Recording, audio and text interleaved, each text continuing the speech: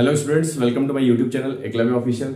देखिए स्टूडेंट्स, आपको इस चैनल पे क्लास 11 12 बीएससी एमएससी फिजिक्स की इजीएस्ट एक्सप्लेनेशन देखने को मिलती है। और आज का जो हमारा टॉपिक है वो है क्लास 12 का dipole in a uniform electric field.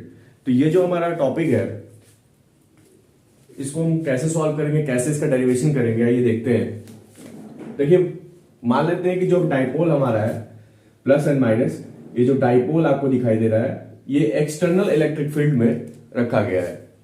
ठीक है, एक्सटर्नल इलेक्ट्रिक फील्ड का कहने का क्या मतलब है कि चार्ज के पास खुद अपनी एक इलेक्ट्रिक फील्ड होती है, बट उसकी बात यहां नहीं की जा रही है। यहां पे एक्सटर्नल इलेक्ट्रिक फील्ड हमने बनाया हुआ है, यूनिफॉर्म इलेक्ट्रिक फील्ड बनाया हुआ है, उसमें इस डाइपोल को प्लेस किया हुआ है। क्लियर।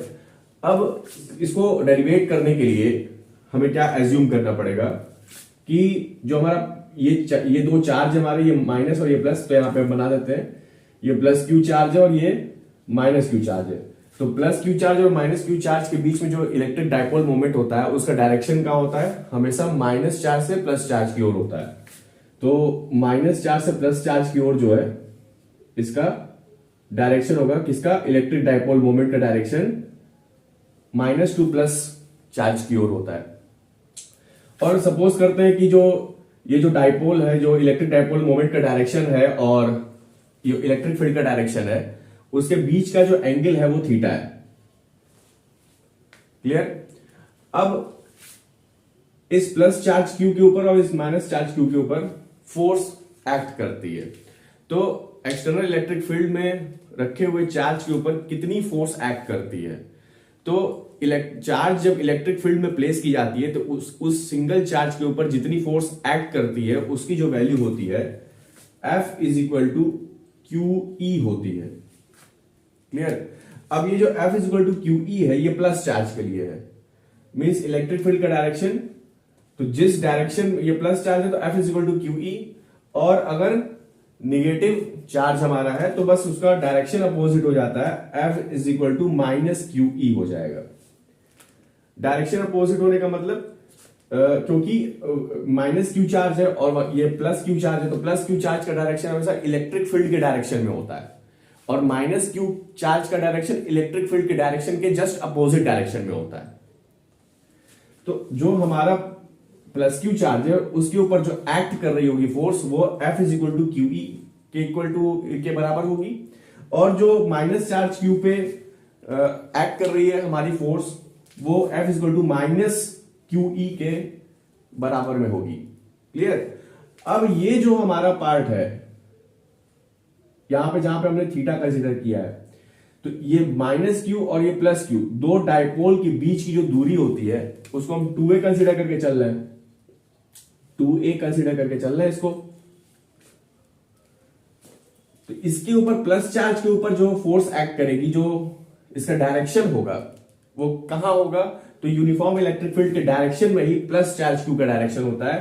तो जो डायरेक्शन होगा इसका, जो फोर्स एक्ट करेगी वो इस डायरेक्शन में होगा, इलेक्ट्रिक यूनिफॉर्म इलेक्ट्रिक फील्ड के डायरेक्शन में ही प्लस चार्ज क्यू का भी डायरेक्शन होगा।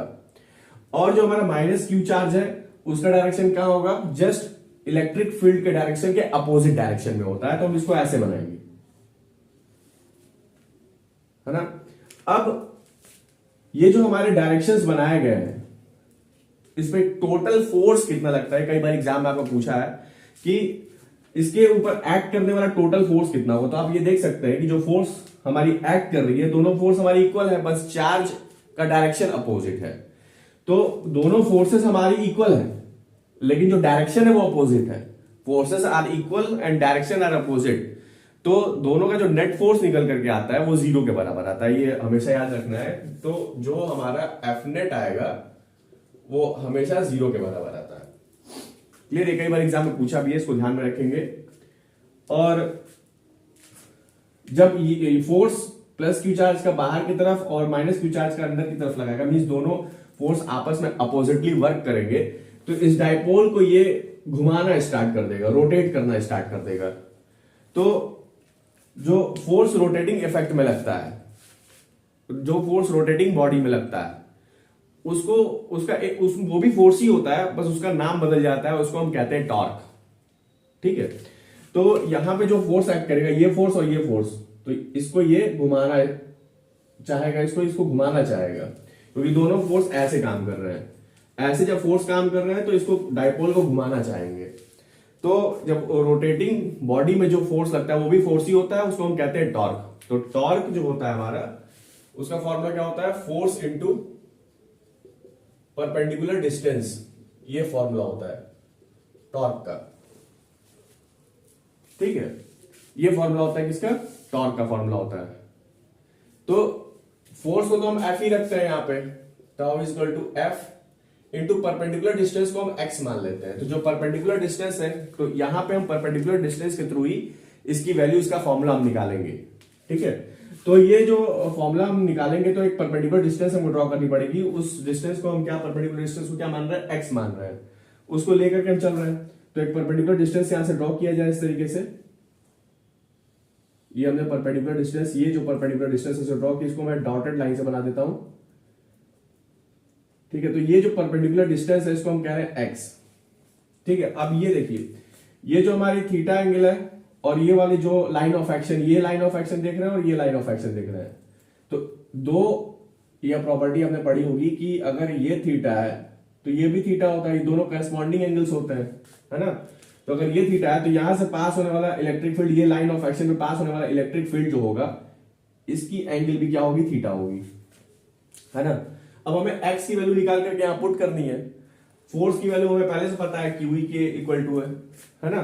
तो x की वैल्यू कैसे पता चलेगी, ये हमारा हाइपोटेनियस है, ये हमारा परपेंडिकुलर है, ये हमारा परपेंडिकुलर है, ये हमारा हाइपोटेनियस है। तो परपेंडिकुलर अपॉन में हाइपोटेनियस कौन सा ट्रिग्नोमेट्रिक रेशियो देता है, देखिए पंडित बद्री प्रसाद अपॉन हर हर बोलिए पढ़ते हैं हम लोग।